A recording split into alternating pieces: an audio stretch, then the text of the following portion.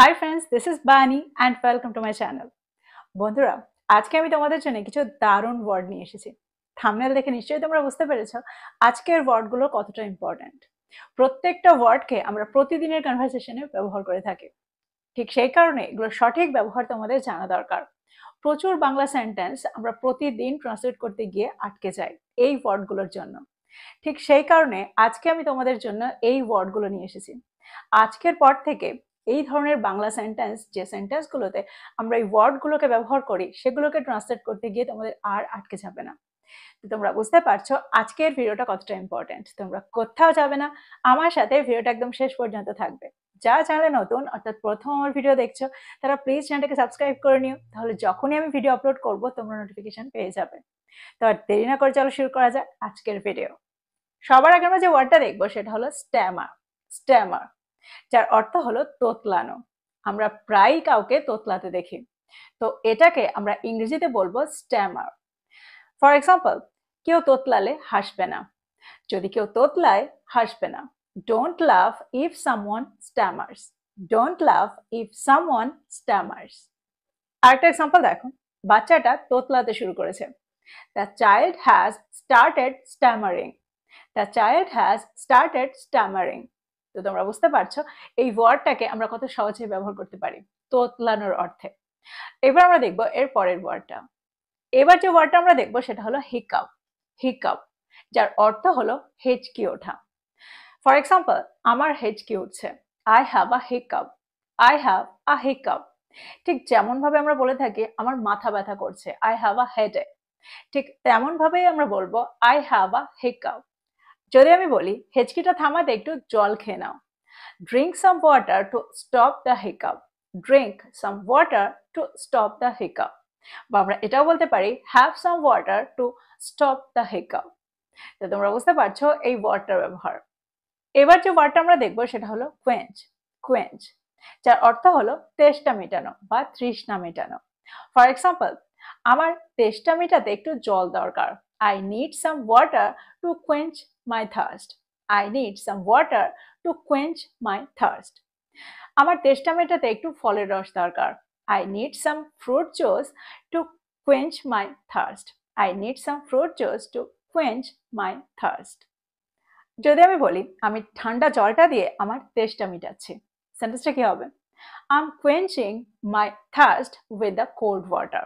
I'm quenching my thirst with the cold water. তো তোমরা বুঝতে পারছো quench কে আমরা সেন্টেন্সে কোন অর্থে ব্যবহার করছি। পরের ওয়ার্ডটা হলো zone out.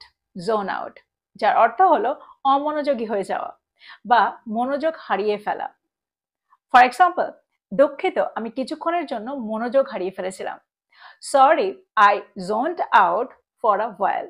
Sorry, I zoned out for a while. আরেকটা এক্সাম্পল দেখো, মিটিংটা চলাকালীন আমি মনোযোগ হারিয়ে ফেলেছিলাম। I zoned out during the meeting. I zoned out during the meeting. তো তোমরা বুঝতে পারছো জোন আউটের কি ব্যবহার। এবার যে ওয়ার্ডটা আমরা দেখবো সেটা হলো ফ্রিক আউট। ফ্রিক আউট, দেখো ফ্রিক আউট এটা হলো একটা ফ্রেজাল ভার্ব। সেন্টেন্সে আমরা এই স্ট্রাকচারটাকে, এই দুটো ওয়ার্ডকে ফ্রেজাল ভার্ব হিসেবে ব্যবহার করে থাকি, যার অর্থ হলো ভয় পেয়ে যাওয়া, ঘাবড়ে যাওয়া। ফর এক্সাম্পল, ওই শব্দটা আমাকে ভয় পাইয়ে দিয়েছিল। That noise freaked me out. That noise freaked me out. যদি আমি বলি ছোটখাটো জিনিস নিয়ে ঘাবড়ানো বন্ধ করো, stop freaking out over small things. Stop freaking out over small things. তো তোমরা বুঝতে পারছো ফ্রিক আউটের কি অর্থ। সেন্টেন্সে প্রায়ই আমরা ফ্রিক আউটের ব্যবহার হতে দেখি।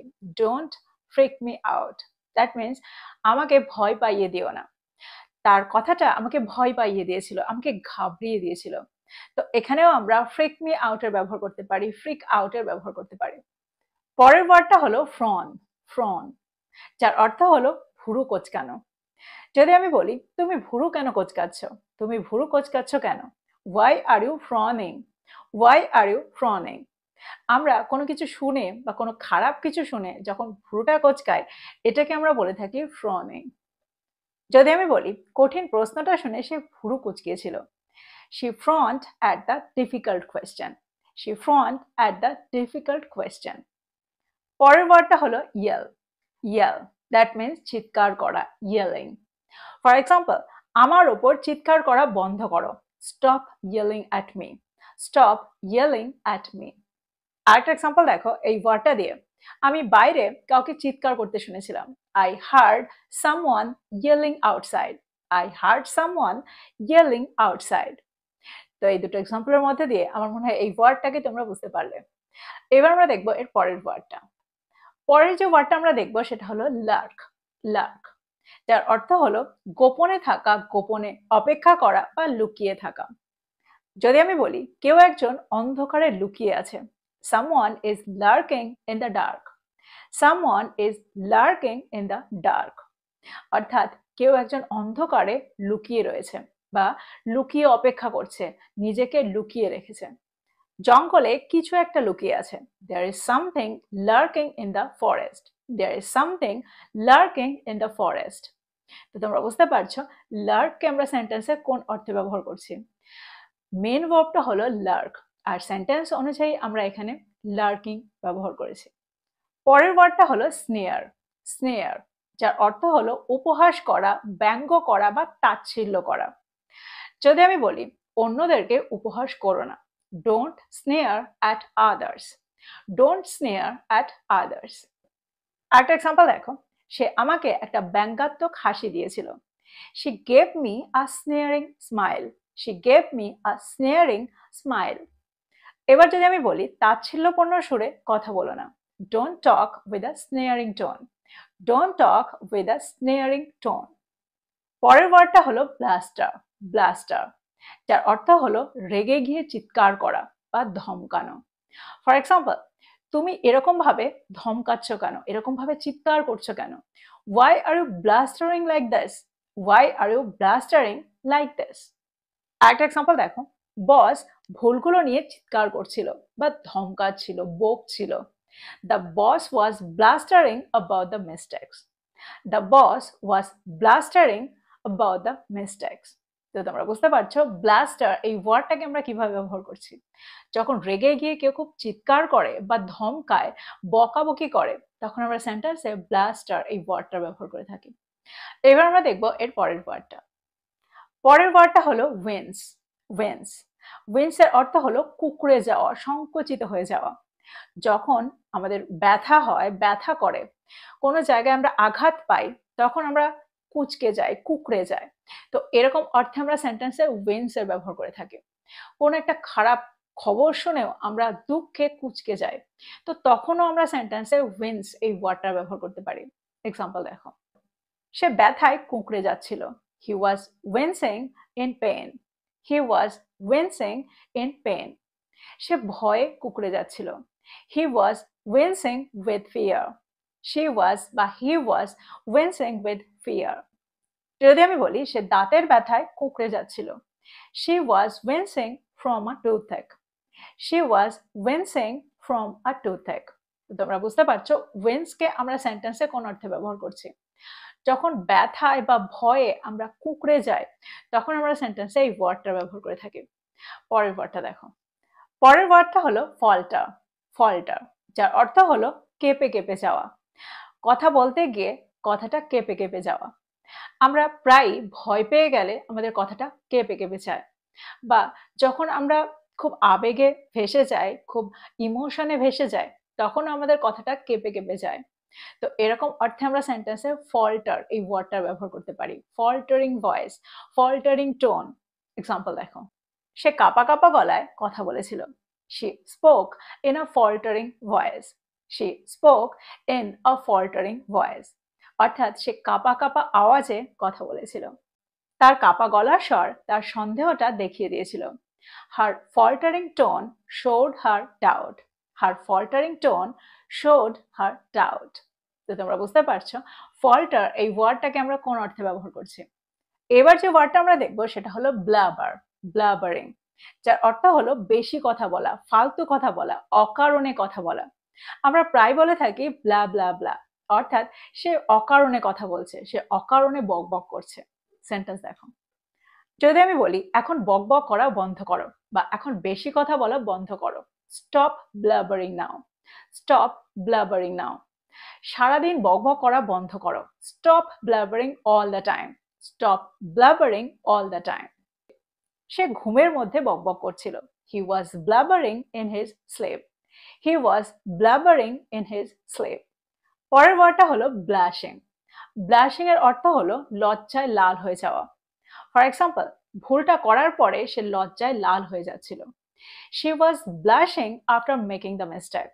She was blushing after making the mistake. পরে যে ওয়ার্ডটা আমরা দেখবো সেটা হলো whisper.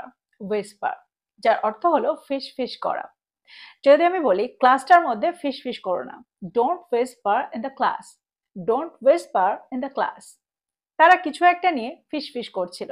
They were whispering about something. They were whispering about something. এবার যে ওয়ার্ডটা আমরা দেখবো সেটা হলো ওয়েদার। ওয়েদার, আমরা প্রায় এই ওয়ার্ডটার ব্যবহার হতে শুনি। আমরা প্রায় বাংলায় বলে থাকি আমার ফুল গাছটা শুকিয়ে যাচ্ছে। ফুলগুলো শুকিয়ে যাচ্ছে, গাছের পাতাগুলো শীতকালে শুকিয়ে যাচ্ছে। তো এরকম অর্থে আমরা সবসময় ড্রাই এই ওয়ার্ডটার ব্যবহার করি না, আমরা ব্যবহার করি ওয়েদারিং। ওয়েদার। সেন্টেন্স দেখো, যদি আমি বলি গাছটা জল না পেয়ে শুকিয়ে যাচ্ছে, the plant is Wuthering without water. The plant is withering without water. আরেকটা এক্সাম্পল দেখো, খরার কারণে শস্যগুলো বা ফসলগুলো শুকিয়ে যাচ্ছে। The crops are withering due to drought. The crops are withering due to drought. দেখো, আমরা সেন্টেন্সে wither এই ওয়ার্ডটাকে ম্লান হয়ে যাওয়া এরকম অর্থেও ব্যবহার করতে পারি। তার কনফিডেন্স, তার আত্মবিশ্বাসটা ম্লান হয়ে গিয়েছিল, এরকম অর্থেও আমরা সেন্টেন্সে এই ওয়ার্ডটা ব্যবহার করতে পারি। যদি আমি বলি ব্যর্থতাটার পরে তার আত্মবিশ্বাস ম্লান হয়ে গিয়েছিল, সেন্টেন্সটা কি হবে? His confidence withered after the failure. His confidence withered after the failure. তো তোমরা বুঝতে পারছো সেন্টেন্সে আমরা এই ওয়ার্ডটাকে কিভাবে ব্যবহার করছি। এই ওয়ার্ডটা খুবই ইম্পর্টেন্ট আর খুবই ইউজফুল একটা ওয়ার্ড, আমরা প্রায় এটাকে ব্যবহার হতে শুনি। এবার আমরা দেখবো এর পরের ওয়ার্ডটা। পরের ওয়ার্ডটা হলো ফ্রেজিং। ফ্রেজিং, যার অর্থ হলো জমে যাওয়া, ঠান্ডায় জমে যাওয়া। ফর এক্সাম্পল, আমি এখানে জমে যাচ্ছি, আই এম ফ্রিজিং হেয়ার। যদি আমি বলি আমি এখানে জমে যাচ্ছি, চলো ভেতরে যাওয়া যাক, I am freezing here, let's go inside. I am freezing here, let's go inside. তো তোমরা বুঝতে পারছো ফ্রিজিং এর কি অর্থ। তো ফ্রিজিংকেও আমরা সেন্টেন্সে প্রায় ব্যবহার হতে দেখি, এখন তোমরা খুব সহজেই এই ওয়ার্ডটাকে ব্যবহার করতে পারবে। তো এই ছিল কিছু ইম্পর্টেন্ট ওয়ার্ড। আমার মনে হয় প্রত্যেকটা ওয়ার্ডকে তোমরা বুঝতে পেরেছো। প্রত্যেকটা ওয়ার্ডকে আমরা প্রতিদিন আমাদের কনভারসেশনে ব্যবহার করে থাকি। ঠিক সেই কারণে প্রত্যেকটা ওয়ার্ডকে নোট ডাউন করো আর এগুলো দিয়ে প্রচুর সেন্টেন্স তৈরি করো, আর সেগুলোকে প্রতিদিনের কনভারসেশনে ইনক্লুড করো। খুবই সহজে, খুবই তাড়াতাড়ি তোমরা এই ধরনের বাংলা সেন্টেন্সগুলোকে ইংরেজিতে ট্রান্সলেট করতে পারবে এই ওয়ার্ডগুলোকে ব্যবহার করে। তো এই ছিল আজকের ভিডিও, এই ছিল আজকের টপিক। ভিডিওটা ভালো লাগলে লাইক করতে ভুলে যেও না, বন্ধুদেরকে শেয়ার করো যারা ইংরেজি শিখছে। So this is all about today. I will be back with another video. Till then, take care.